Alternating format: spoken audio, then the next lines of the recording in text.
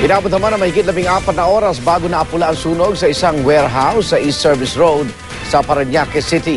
Naperwisyo ang mga motorista at pasahero ng makapal na usok na nagmula sa nasunog na bodega. Saksi si Tricia Zafra.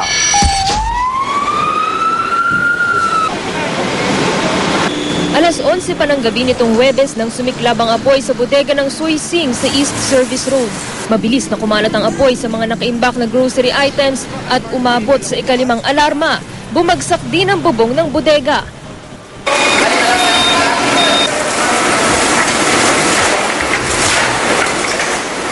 Hirap ang pinagsanib na puwersa ng Las Piñas at Parañaque Fire sa pag-aapula ng apoy dahil sa mga kandado ng bodega at malakas na ihip ng hangin.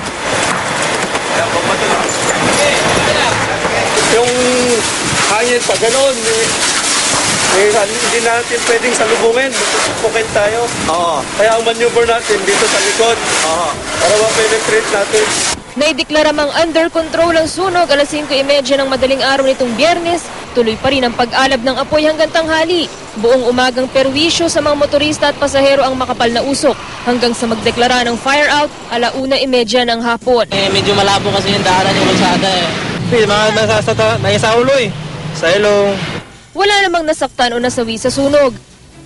Pero tinatayang 15 milyong piso ang halaga ng pinsala sa istruktura bukod pa sa mga di na mapakikinabangang grocery items. Ayon sa mga otoridad, ito ang itinuturing na pinakamalaking sunog sa Parañaque ngayong taon. Short circuit. So once na nagkaroon ng short circuit yan, didikit yung wire. At kung hindi nag-trip yung circuit breaker, so ang magiging nun, magbabaga talaga yung wire, masusunog na yung mga insulator nun. Pwede rin magkaroon ng overloading ng appliance. Ako si Tricia Zafra, ang inyong saksi.